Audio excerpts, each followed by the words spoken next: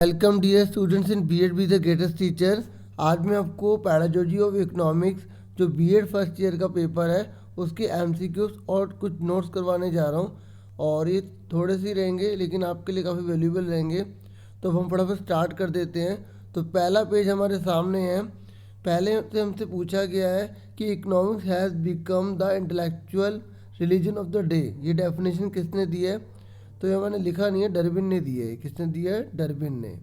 ठीक है। नेक्स्ट है an inquiry into the nature and causes of the wealth of nation. ये किसने दी है? एडम स्मिथ ने। तो हालांकि मैं डेफिनेशन और लाइन से बहुत सारी वीडियोस इकोनॉमिक्स की करवा चुका हूँ, तो आपको डिस्क्रिप्शन में प्लेलिस्ट का भी लिंक मिल जाएगा, मतलब सीधा प्लेलिस्ट में जाके सारी वीडियो देख सकते हैं जो इकोनॉमिक्स से रिलेटेड है। ठीक है। कुछ वीडियो ऐसी हैं जो हर सब्जेक्ट में कॉमन होती हैं, तो वो सब मैंने एक साथ कर रखे हैं ताकि आपके लिए बेनिफिशियल रहे, तो आप देख सकते हैं। ठीक है, फटाफट स्टार्ट कर देते हैं। अब ये बोला गया है कि फुल फॉर्म ऑफ सीपीआई क्या होती है? कंज्यूमर प्राइस इंडेक्स होती है। ठीक है, इकोनॉमिक्स से रिलेटेड रहेगी वीडियो। इसमें लास्ट में हम मिक्स वाली भी पढ़ेंगे जो हर सब्जेक्ट में आपके अवेलेबल रहेगी। ठीक है, तो कैपिटल इकोनॉमी क्या होती है? इसे पूंजीवादी अर्थव्यवस्था कहते हैं। ठीक है, और इंग्लिश मीडियम में है लेकिन हिंदी में बताता चला जाऊंगा मैं। ठीक है, देखो जो कैपिटल इकोनॉमी होती है ना, इसका मुख्य उद्देश्य होता है लाभ कमाना, प्रॉफिट अर्निंग होता है। ठीक है, और डिमांड और सप्लाई है वो डिसाइड करते हैं कमोडिटी का क्या प्राइस होगा। ठीक है, वस्तु का क्या कीमत होगा, वस्तु की क्या कीमत होगी। पूंजीवादी में मांग और पूर्ति की शक्तियाँ बताती हैं। उसके बाद है सोशलिस्ट इकोनॉमी यानी कि समाजवादी अर्थव्यवस्था। इसका जो मुख्य उद्देश्य या मोटिव होता है वो सर्विस ऑफ सोसाइटी होता है, मतलब समाज की सेवा करना होता है। और इसका जो कंट्रोल है ना वो सेंट्रल प्लानिंग कमीशन उस कंट्री की करती है। ठीक है, तीसरी होती है मिक्स इकोनॉमी। मिक्स इकोनॉमी में ये जो कैपिटल है और ये जो सोशल है ना, दोनों ही इसके अंदर पाया जाता है। जैसे इंडिया मिक्स इकोनॉमी का एग्जाम्पल है, फ्रांस जो है वो कैपिटल इकोनॉमी का एग्जाम्पल है, और सोशलिस्ट की बात करें तो चाइना का एग्जाम्पल है।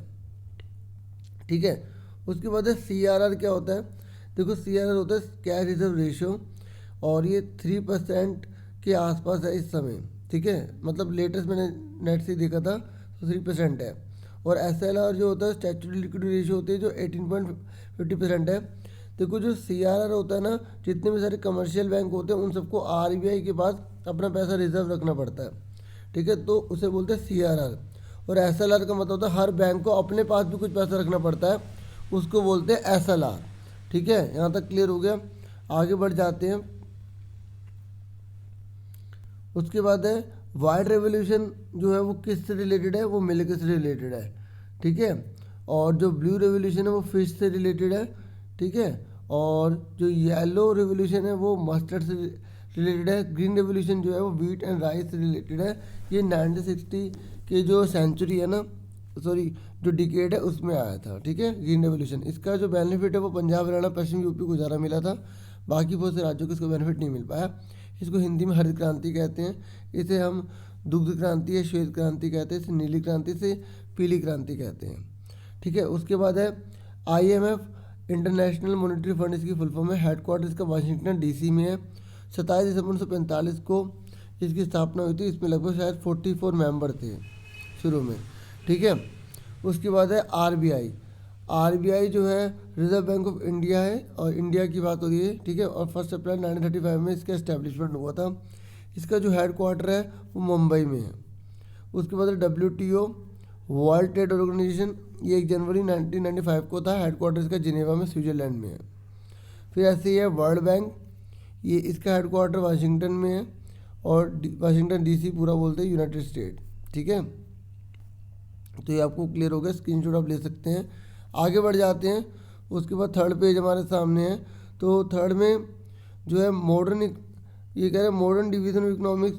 जब हम डिवाइड करते हैं इकोनॉमिक्स को मॉडर्न में पार्ट में, तो कौन कौन से होते हैं? Micro economics, macro economics, growth economics. ठीक है, ये मैंने जी लिख दिया खाली।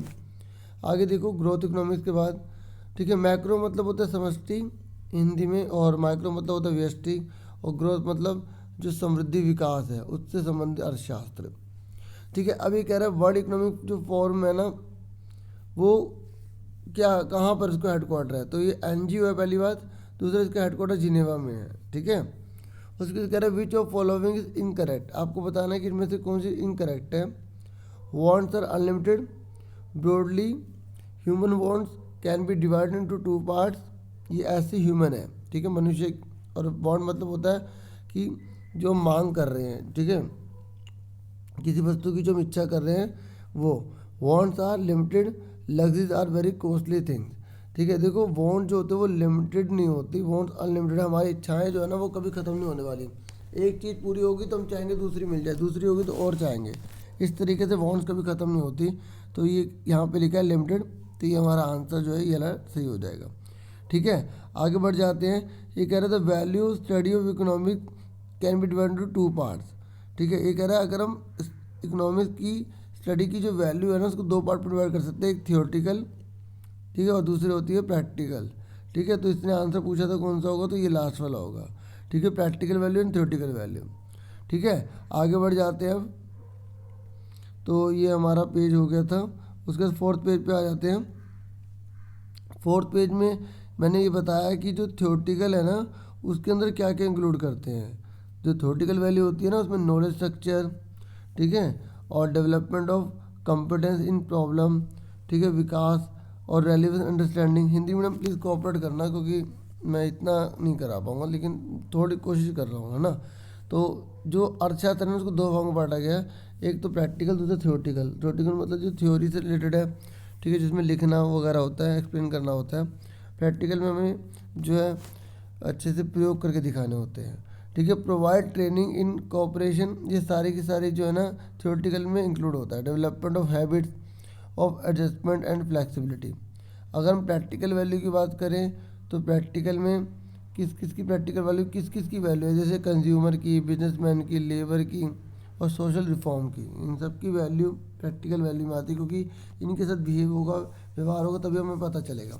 जबकि ये हमारे खुद से रिलेटेड है, बिजनेस से के खुद से रिलेटेड। ठीक है, और ये कह इंडिया जो पॉपुलेशन है वो 2011 के सेंसस के हिसाब से भारत की जनसंख्या कितनी है, 121 करोड़ है। मोस्ट पॉपुलर स्टेट कौन सा है, जहाँ सबसे ज़्यादा जो है पॉपुलेशन है वो है उत्तर प्रदेश। ठीक है, उसके बाद लीस्ट पॉपुलेशन स्टेट कौन सा है, Sikkim. Maximum density of population मतलब सबसे ज़्यादा घनत्व में, ठीक है, जो डेंसिटी मतलब होता है कि जैसे पर स्क्वायर किलोमीटर में कितने लोग रह रहे हैं, तो वेस्ट बंगाल में बहुत ज़्यादा रह रहे हैं और अरुणाचल प्रदेश में सबसे कम पॉपुलेशन है। ठीक है, आगे बढ़ जाते हैं। उसके बाद है कि factor influencing density of population, मतलब किस जगह पर डेंसिटी होगी, किस जगह पर डेंसिटी कम होगी, किस पर डिपेंड करता है। मतलब पॉपुलेशन बहुत जगह ज़्यादा है, बहुत जगह कम है, कौन से फैक्टर डिसाइड करते हैं। तो क्लाइमेट है, ठीक है, मतलब जो जलवायु है वो, और फर्टिलिटी मतलब मिट्टी की उपजाऊ क्षमता, बारिश, रेनफॉल, इरिगेशन, सिंचाई, ठीक है, और फॉरेस्ट वेल्थ मतलब कितने जंगल की शक्ति, कितनी वेल्थ कितनी है, ठीक है, धन संपत्ति वगैरह। ये कह रहा है अगर ओवर पॉपुलेशन होगी, मतलब किसी देश के अंदर अगर पॉपुलेशन ज़्यादा होगी तो क्या क्या कॉन्सिक्वेंसेज होगी, क्या क्या घटना होगी। देखो, एक तो फूड प्रॉब्लम हो जाएगी, खाने की कमी हो जाएगी, इससे क्या होगा, पर कैपिटल इनकम कम हो जाएगी। ठीक है, रेट ऑफ कैपिटल जो है फॉर्मेशन वो कम हो जाएगा, मतलब जो धन की जो कमी हो जाएगी धन बनने की। ठीक है, इंक्रीज इन प्राइस, प्राइस में जो है वो वृद्धि हो जाएगी, कीमतें बढ़ने लग जाएंगी। ठीक है, इंक्रीज इन सोशल इविल्स मतलब गलत काम ज़्यादा होने लग जाएंगे। अब उसके बाद है इंटरमीडिएट गुड किसे कहते हैं। देखो, किसी वस्तु को बनाने में जिस चीज़ का इस्तेमाल किया जाता है ना उसे मध्यवर्ती वस्तु, यानी कि हिंदी में मध्यवर्ती और इंग्लिश में इंटरमीडिएट गुड्स कहते हैं। All those goods which are neither for resale nor have to pass through, एक मिनट, प्रोडक्शन। ठीक है, और इसे हम मीडिएटर गुड भी कहते हैं। ठीक है, ये कह रहा है कि जो ना प्रोडक्शन में जो है अभी बनाने में यूज़ में हो रहे हैं, ठीक है, जो रीसेल के लिए नहीं है, ठीक है, जिसको सीधा बेचा नहीं जाएगा, जो भी किसी को बनाने में काम आएंगे वो इंटरमीडिएट गुड कहलाते हैं। इसको मीडिएटर गुड भी कहते हैं। ठीक है, मध्यवर्ती वस्तुएं कहते हैं जो किसी उत्पाद को बनाने में काम आती है। जैसे चीनी बनाने के लिए गन्ने का यूज़ हो रहा है तो गन्ना मध्यवर्ती वस्तु कहलाएगा। ठीक है, आगे बढ़ जाते हैं। आगे हमें दे रखा है टाइप ऑफ अनएम्प्लॉयमेंट। देखो, अनएम्प्लॉयमेंट कौन कौन से होते हैं मैं थोड़ा थोड़ा आपको एक्सप्लेन कर दूंगा, सिर्फ लिखे हैं पॉइंट मैंने। ठीक है, एक है सीजनल अनएम्प्लॉयमेंट। सीजनल अनएम्प्लॉयमेंट का मतलब होता है जब साल के कुछ महीनों में व्यक्ति को काम मिलता है, बाकी महीनों से काम नहीं मिलता, जैसे मौसमी बेरोजगारी इसको हम हिंदी में कहते हैं। ठीक है, तो जैसे किसान है वो बोते समय काटते समय काम करता है, बाकी महीने काम नहीं करता, तो उसे हम सीजनल अनएम्प्लॉयमेंट कहेंगे। ठीक है, उसके बाद है डिस्कस अनएम्प्लॉयमेंट। डिस्कस अनएम्प्लॉयमेंट का मतलब होता है जिसे हम हिंदी में छुपी बेरोजगारी कहते हैं, और एक और नाम होता है इसका प्रच्छन्न बेरोजगारी। ठीक है, इसमें होता है कि जब किसी काम में जितने लोगों की ज़रूरत है उससे अधिक लोग काम कर रहे हैं, यानी कि जो फालतू लोग काम कर रहे हैं उसको अगर हम हटा देना तो हमें उत्पादन में जो है कोई बढ़ोतरी या कोई नुकसान नहीं होने वाला। ठीक है, मतलब जैसे अगर 10 जने की ज़रूरत है और 14 जने काम कर रहे हैं, और 10 जने जो है 100 क्विंटल उगाते हैं और 14 जने भी 100 क्विंटल उगाते हैं, तो देखो ये 4 जने फालतू लगे हुए हैं, इनका कोई फ़ायदा हुआ नहीं हुआ ना। तो इस तरीके से ये जो 4 जने फालतू है ना, इसको हम छुपी बेरोजगारी में कहते हैं। क्या कहते हैं इस प्रक्रिया को? छुपी बेरोजगारी, यानी कि डिस्कस अनएम्प्लॉयमेंट। ठीक है, जब नंबर ऑफ पीपल जितने रिक्वायर्ड होते हैं उससे जब ज़्यादा होते हैं तो उस पोजीशन को क्या बोलते हैं? डिस्कस अनएम्प्लॉयमेंट कहते हैं। अंडर एम्प्लॉयमेंट का मतलब होता है या तो व्यक्ति को जितने ओवर काम मिलना चाहिए उतने ओवर से काम नहीं मिलता, जैसे 8 घंटे काम मिलना चाहिए उसे 4 घंटे काम मिल रहा है। ठीक है, या वो उसे 12 घंटे काम मिल रहा है लेकिन उसकी जो सैलरी है वो 4 घंटे के बराबर ही हो रही है, तो इस तरीके की सिचुएशन अंडर एम्प्लॉयमेंट में आ जाती है। वॉलंटरी का मतलब होता है आप खुद ही अपनी मर्जी से काम नहीं करना चाहते हो। ठीक है, ऐसे स्ट्रक्चरल होती है, जैसे एक किसी कंपनी का स्ट्रक्चर ही चेंज हो जाता है। ठीक है, मांग का नया रूप आ जाता है, टेक्नोलॉजी बदल जाती है, तो वहाँ स्ट्रक्चरल हो जाता है। ठीक है, ऐसे एक होता है फ्रिक्शनल एम्प्लॉयमेंट। स्ट्रक्चर को मतलब ढांचागत कहते हैं। ठीक है, वो 5वें नंबर पे है, और 6ठे नंबर पे होता है फ्रिक्शनल।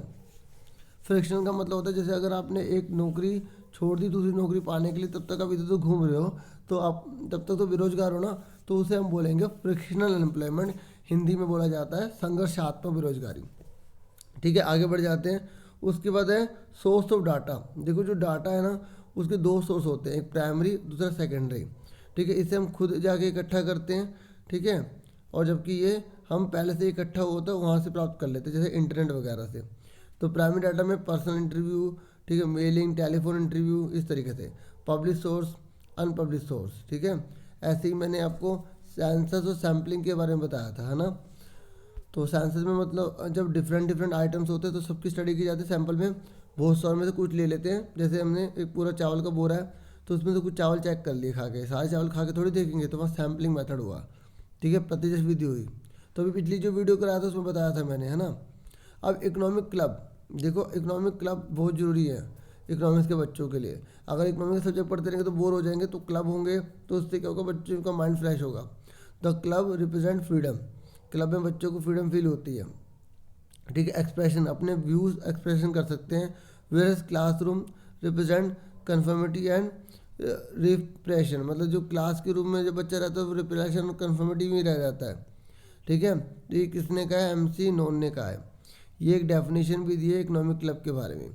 ठीक है, इसलिए इकोनॉमिक क्लब को इंट्रोड्यूस किया गया स्कूलों के अंदर, ताकि बच्चे जो हैं वो अपने माइंड को रिफ्रेश कर सकें और अच्छे से नई नई चीज़ें सीख सकें और इधर से उधर घूमने भी जा सकें। ठीक है, अब हम आगे बढ़ जाते हैं, 1 मिनट, है ना। तो 7वें पेज पर आ जाते हैं। तो 7वें पेज में हमें बताया गया है कि देखो कौन कौन से रिक्रिएशनल एक्टिविटीज़ होती हैं जो हम इकोनॉमिक क्लब से रिलेटेड करते हैं। देखो इकोनॉमिक फेयर्स हो सकते हैं, इकोनॉमिक फेम्स हो सकते हैं, इकोनॉमिक टॉक्स हो सकती है, क्विज हो सकता है, हम कहीं एक्सकर्शन कहीं बाहर घूमने के लिए जा सकते हैं। ठीक है, तो ये इसलिए किया जाता है ताकि इकोनॉमिक्स जो इंटरेस्टिंग हो सके, बच्चा केवल क्लास के अंदर बंद कर रह ना जाए। ठीक है, आगे बढ़ जाते हैं। तो ये तो हमारा क्लियर हो गया। नेक्स्ट है, अच्छा इसका स्क्रीनशॉट अगर आपने लेना हो तो। ठीक है, अब 8 पर आ जाइए। देखो इवोल्यूशन के बारे में है। Which evolution is done during education.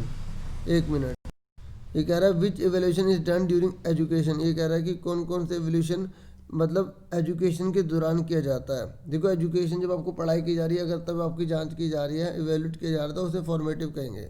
ठीक है, अगर आपका पूरा एंड में किया जाता तो समेटिव होता। तो इसका आंसर तो आप समझ ही गए होगे, फॉर्मेटिव है। ठीक है, यहाँ से वो क्वेश्चन है जो सारे सब्जेक्ट में कॉमन है। ठीक है, तो आगे देख लेते हैं। उसके बाद क्या है, हमसे पूछा गया है the process of obtaining numerical value. अगर हमें न्यूमेरिकल वैल्यू गेट करनी होती है तो वो क्या होता है? मेजरमेंट होता है, असेसमेंट होता है, इवैल्यूएशन होता है, या टेस्ट होता है। तो मेजरमेंट जो है वो क्वांटिटी से रिलेटेड होता है, न्यूमेरिकल वैल्यू से रिलेटेड होता है, तो हमारा आंसर फर्स्ट वाला आएगा। ठीक है, मैंने आंसर लगा रखे हैं। ठीक है, नेक्स्ट है which of following is more reliable for marks. अगर हमें मार्क्स पे विश्वास करना है कि हमें मेरे मार्क्स बिल्कुल ठीक होंगे, तो सबसे ज़्यादा कौन बढ़िया माना जाता है, ऐसे type test, multiple choice test, short question test या नन। तो देखो अगर मोस्ट रिलायबल की बात करें ना, मोस्ट रिलायबल तो मल्टीपल चॉइस क्वेश्चन है जो अब आप एग्जाम देने जा रहे हो। ठीक है, अगर आपने सही करा तो आपको सही नंबर मिलेंगे, गलत करा तो गलत। ठीक है ना, तो इसमें यह है कि बढ़ने घटने के चांस होते हैं। जैसे अब 15 नंबर 20 नंबर का क्वेश्चन आता है तो उसमें पता नहीं बच्चों को कितने मिलेंगे, पक्का थोड़ी है ना। जबकि इसमें यह है कि आपने सही करा तो आपको पूरे नंबर मिलेंगे। ठीक है, तो मोस्ट रिलायबल मतलब कौन सा हुआ, MCQs हुए। कौन से हुए, MCQs। आगे बढ़ जाते हैं। उसके बाद है आर्मी अल्फा टेस्ट। देखो आर्मी अल्फा टेस्ट को किस नाम से जाना जाता है, इंडिविजुअल टेस्ट। जब एक बच्चे का खुद अलग अलग टेस्ट लिया जाता है, जैसे आर्मी में लिया जाता है ना एक एक, कि अब अच्छे से अच्छा आर्मी के अंदर व्यक्ति जाए तो अब सबका टेस्ट इकट्ठा नहीं जाता, एक एक बंदे को पार्टिकुलर बुला के किया जाता है, तो वो आर्मी अल्फा टेस्ट होता है। ठीक है, उसके बाद है ये कह रहा है लिमिटेड टू क्वान्टिटेटिव एक्सप्रेशन। ये कह रहा है limited to quantitative explanation of students performance is assessment. ठीक है, तो अगर हम केवल क्वांटिटेटिव एक्सप्लेनेशन की बात करते हैं स्टूडेंट की परफॉर्मेंस को केवल, तो उसे हम असेसमेंट में गिनेंगे। ठीक है, आगे बढ़ जाते हैं 9th पे। तो ये कह रहा है the test which are design to predict future performance of a people is called aptitude test. ठीक है, एक बच्चे की भविष्य में उसकी क्या परफॉर्मेंस रह सकती है उसके बारे में जानने को हम कौन सा टेस्ट लेते हैं, एप्टीट्यूड टेस्ट लेते हैं। ठीक है, समझ में आ गई। अब आगे बढ़ रहे हैं। उसके बाद कह रहा है objective is desired change in the behaviour of people as result of experience directly by school. ठीक है, तो ये डेफिनेशन है, ये किसने दी है, कार्टर वी गुड ने दी है। ठीक है, objective is desired change in behaviour of people as result of experience directed by school. ठीक है, तो आगे हम बढ़ जाते हैं। उसके बाद है objective type test are close ended. देखो जो ऑब्जेक्टिव टाइप टेस्ट होते हैं ना वो क्लोज एंडेड होते हैं। कौन से होते हैं, क्लोज एंडेड। क्लोज एंडेड मतलब जिसका फिक्स आंसर होता है। ये मैं बहुत बार बता चुका हूँ, जैसे MCQs हो गए, मैचिंग हो गई है ना, फिलिप्स हो गए, राइट रॉन्ग हो गए, ट्रू फॉल्स हो गए, तो ये सारे के सारे ऑब्जेक्टिव टाइप टेस्ट में आते हैं।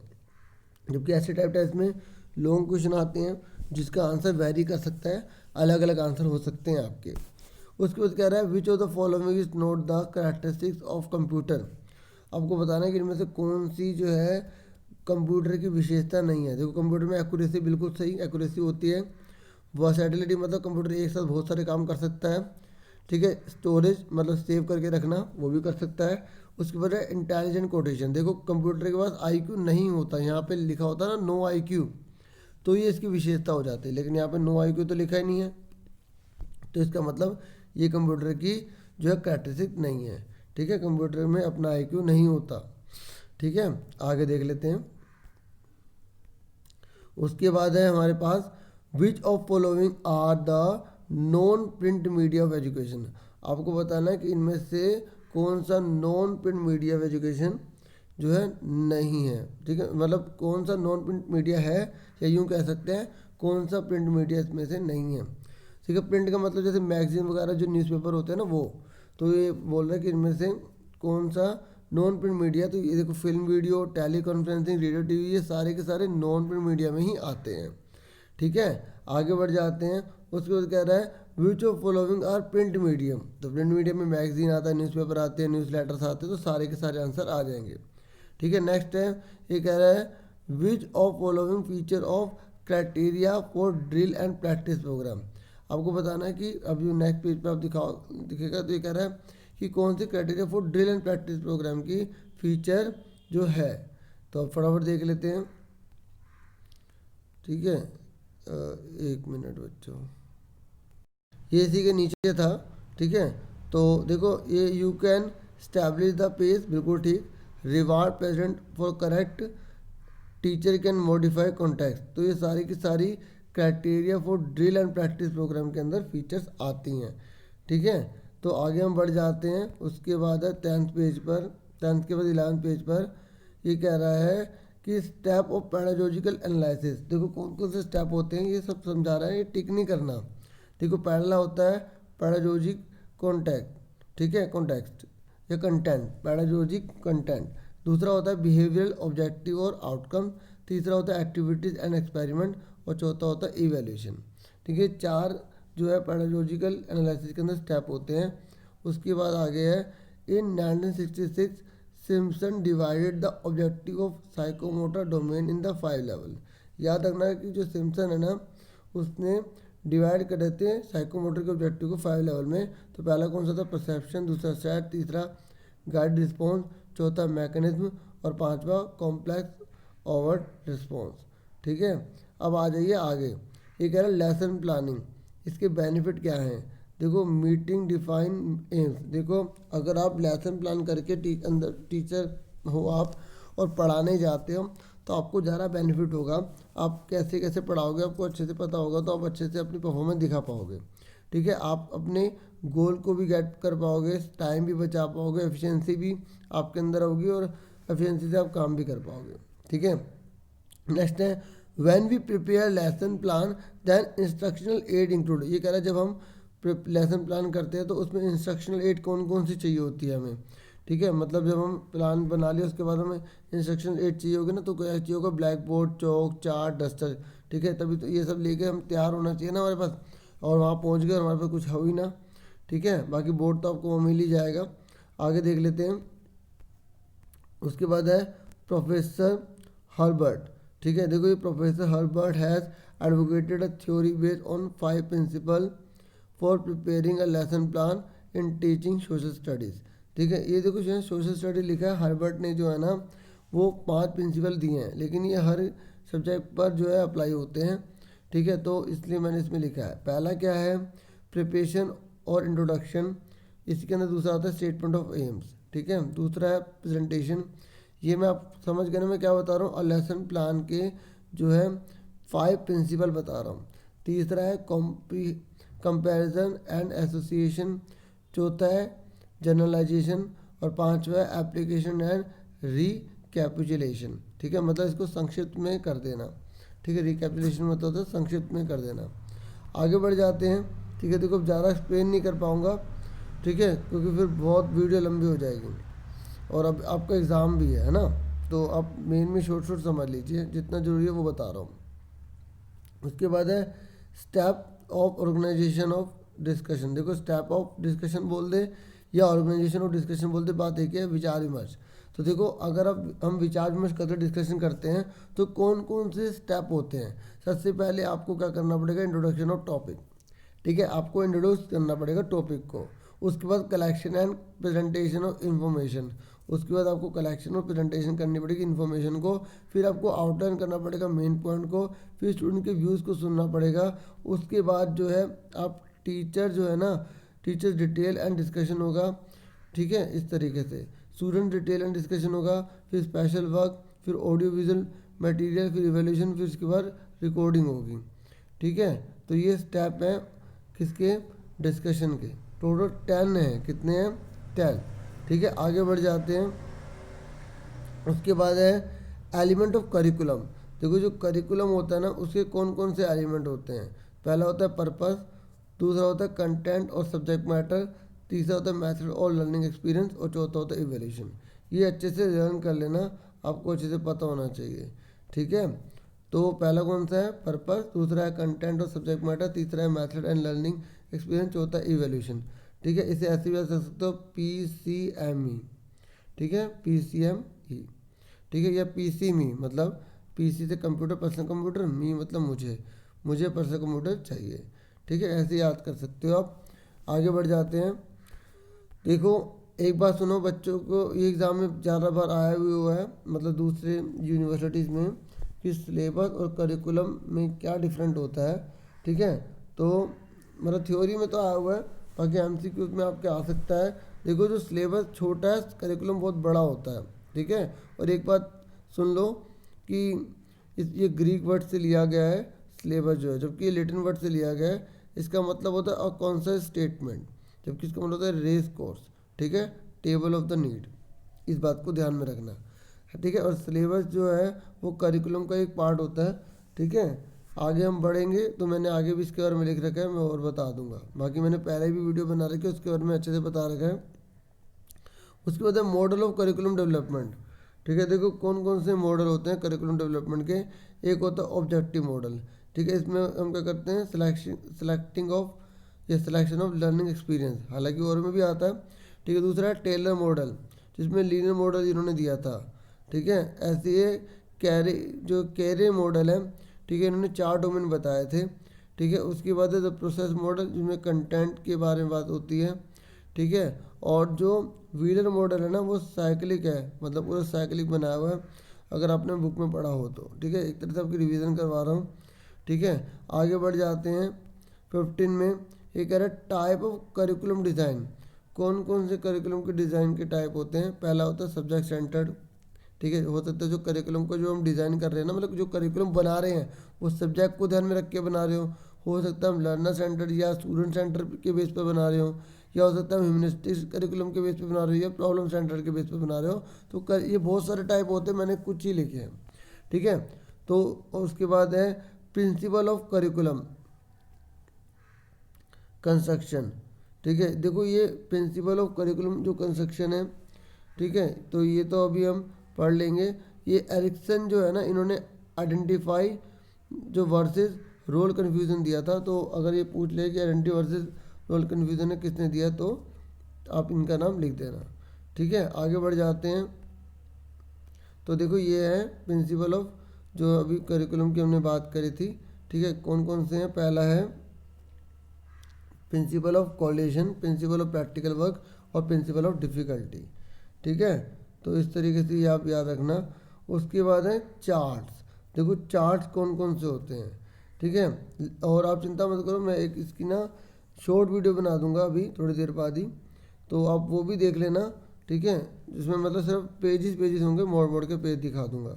ठीक है, अगर आप सिर्फ देखना चाहते हैं तो चार्ट देखो, एक होता है ट्री चार्ट, एक होता है इशू चार्ट, एक होता है फ्लो चार्ट, एक सर्कल चार्ट, एक पिक्टोरियल चार्ट। ठीक है, क्योंकि अगर आपसे पूछ लेगा कि इनमें से कौन सा चार्ट नहीं होता तो आप बता दोगे नहीं, अगर आपको चार्ट ही अच्छे से पता होंगे तो। ठीक है, इस तरीके से आगे बढ़ जाते हैं। उसके बाद है 17 पेज नंबर। तो 17 पेज में बोला है WWW की फुल फॉर्म क्या, world wide web. M commerce की मोबाइल कॉमर्स। माइक्रो टीचिंग के बारे में आपको अच्छे से आना चाहिए, क्योंकि एक क्वेश्चन हमेशा आता है। DLN ने दिया था 1963 में दिया था। ठीक है, तो और ये स्टैनफोर्ड जो यूनिवर्सिटी है उसके अंदर ही इन्होंने प्रोवाइड किया था। और ये जो DLN है ना, इन्होंने डिफाइन किया माइक्रो टीचिंग को as a very brief teaching manner. ठीक है, मतलब जैसे जो पीपल टीचर होता है ना, उससे पूरी करवा के देख ली जाती है कि वो कैसे पढ़ा रहा है वगैरह, कैसे कर रहा है, तो उसको कैसे करना पड़ता है। देखो सबसे पहले उसको टीचिंग जो है वो 6 मिनट करेगा, फिर फीडबैक उसे 6 मिनट लगेंगे, फिर अगर मतलब सही नहीं आया तो फीडबैक ख़राब हुआ तो फिर रीप्लानिंग करेगा तो 12 मिनट लेगा, फिर री टीचिंग करेगा फिर 6 मिनट लेगा, फिर री फीडबैक होगा तो 6 मिनट। तो इस तरीके से 36 मिनट की माइक्रो टीचिंग होती है। आप ये अच्छे से याद कर लेना, क्योंकि इस पर एक क्वेश्चन आना ही आना है। ठीक है, आगे बढ़ जाते हैं। तो ये हमारा 18 क्वेश्चन 17 पेज हो गया। अब हम 18 पर आ गए हैं। ठीक है, तो ये 19 ये 18 है। ठीक है, तो ग्रेडिंग सिस्टम है। तो ग्रेडिंग सिस्टम जो है क्वालिटेटिव असेसमेंट होता है। एक बात याद रखना, CBSE ने ग्रेडिंग सिस्टम को जो है वो अपने जो सब्जेक्ट जो करिकुलम है उसमें अप्लाई करा था। ठीक है, और क्यूमुलेटिव और ग्रेड और पॉइंट एवरेज, इस तरीके से इसकी फुल फॉर्म है। ये क्या है इसकी फुल फॉर्म, CGPA की क्यूमुलेटिव ग्रेड पॉइंट एवरेज। ठीक है, आगे देख लेते हैं। जो CGPA है ना, इसको निकालने का फॉर्मूला क्या है। देखो जितने भी बच्चे के नंबर आए, जैसे किसी में 9 पॉइंट आए, किसी में 8 आए, किसी में 7 आए, किसी में 10 आए, इन सबको आप जोड़ दो। ठीक है, उसके बाद 5 सब्जेक्ट की हमने लिया है। ठीक है, तो 1 2 3 4 5, तो 5 से डिवाइड कर दो। ठीक है, तो उसके बाद क्या करना है हमें, उसके बाद देखो CGPA निकालने जा रहे हैं हम, ये है ना CGPA निकालने जा रहे हैं। तो अभी निकला नहीं है, अभी सिर्फ डिवाइड करा है। उसके बाद नहीं, ठीक है, डिवाइड करा तो CGPA आ गया। उसके बाद इसको परसेंटेज में बदलने के लिए हम क्या करेंगे, इसको 9.5 से मल्टीप्लाई कर देंगे। ठीक है, CGPA निकालने का सिंपल तरीका क्या है, जो हमें पॉइंट दे रखे हैं ना उन सबको हमें क्या करना है, ऐड करके 5 से डिवाइड कर देना है। ठीक है, उसके बाद अगर हमें इसे परसेंटेज में बदलना है तो 9.5 से मल्टीप्लाई करेंगे। ठीक है, तो सॉरी फॉर द मिस्टेक। ठीक है, आगे देखिए। उसके बाद है टाइप ऑफ ग्रेडिंग सिस्टम कौन से होते हैं। देखो अब जो ग्रेडिंग हमने पढ़ा ना उसके बहुत सारे टाइप भी होते हैं, percentage grading, letter grading, mastery grading, indirect grading. ठीक है, आगे बढ़ जाते हैं। 19 पर।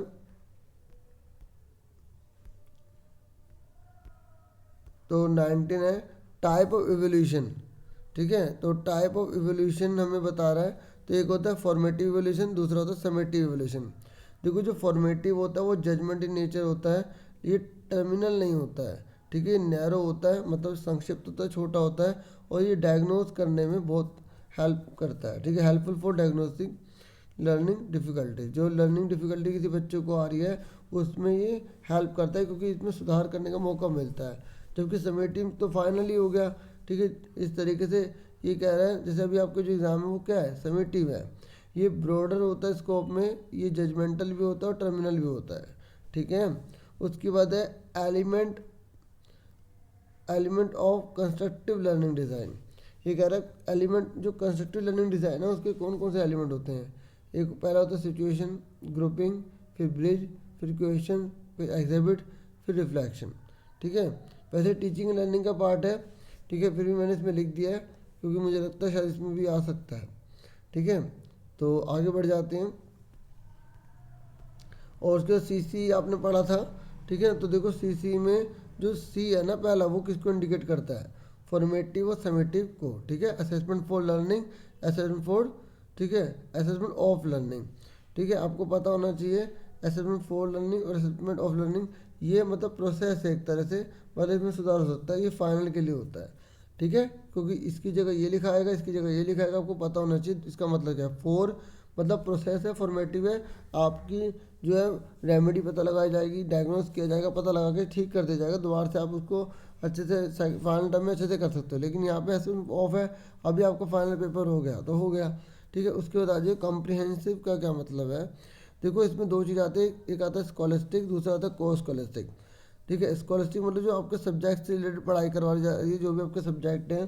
ठीक है, लर्निंग, टीचिंग एंड लर्निंग है। ठीक है, जैसे चाइल्ड एंड ग्रोइंग अप है, तो इस तरीके से सब्जेक्ट नो स्कॉलस्टिक कहलाएंगे। को स्कॉलस्टिक में जैसे लाइफ स्किल हो गया, एटीट्यूड की बात हो रही है, इंटरेस्ट की बात हो रही है, जैसे वैल्यूज़ की बात हो रही है, मतलब सब्जेक्ट से अलावा और भी जो एक्टिविटी स्कूल के अंदर हो रही है वो सारी को स्कॉलस्टिक एरिया में कवर कर जाएंगे। देखो जो सी है ना, वो मैंडेटरी कर दिया गया था national policy of education NP 1986 के द्वारा, याद रखना NPE 1986 ने इसको कंपलसरी करा था। ठीक है, मैंडेटरी करा था, और ये स्कूलों के अंदर सी को लेकर आए थे। ठीक है, समझ में आ गई, यहाँ तक आपको लेकर आए थे। आगे देख लेते हैं। उसके बाद है नॉन रेफरेंस टेस्ट कौन सा होता है। देखो नॉन रेफरेंस टेस्ट में नॉर्म नॉर्म नॉर्म बोलते हैं। नॉर्म रेफरेंस टेस्ट में मतलब होता है कि जैसे आपका सीटेट वगैरह के एग्ज़ाम होते हैं ना, तो उसमें क्या है कि जो सबसे ज़्यादा टॉप करेंगे जो, तो उन्हीं को आगे सेलेक्ट कर दिया जाएगा, उसके बाद फिर उनके इंटरव्यू वगैरह होंगे, तो वो नॉर्म होते हैं। ठीक है, तो इस तरीके से। उसके बाद क्या टाइप ऑफ एजुकेशन। तो देखो एजुकेशन एक होती है इनफॉर्मल, एक होती है फॉर्मल, ठीक है, और एक होती है नॉन फॉर्मल। ठीक है, जो इनफॉर्मल होती है वो आप फैमिली के साथ प्रेस रेडियो इस तरीके से कर रहे हो। और अगर हम बात करते हैं फॉर्मल की, तो स्कूल कॉलेज वगैरह। एक होता है नॉन फॉर्मल। जो नॉन फॉर्मल होता है ना, उसके अंदर जो है हम करस्पॉन्डेंस की बात करते हैं, ओपन की बात करते हैं। ठीक है, जैसे ओपन यूनिवर्सिटीज़ होती है ना, SOL हो गया, ठीक है, इग्नू हो गया, इस तरीके से। तो आगे बढ़ जाते हैं। बस आज इतने ही क्वेश्चन थे, और मुझे पूरी उम्मीद है कि ये वीडियो आपके लिए वैल्यूबल रहेगी, और आपको मेरी तरफ से बहुत ज़्यादा बेस्ट ऑफ लक। आपका पेपर बहुत अच्छा जाए। God bless you. Take yourself dear students.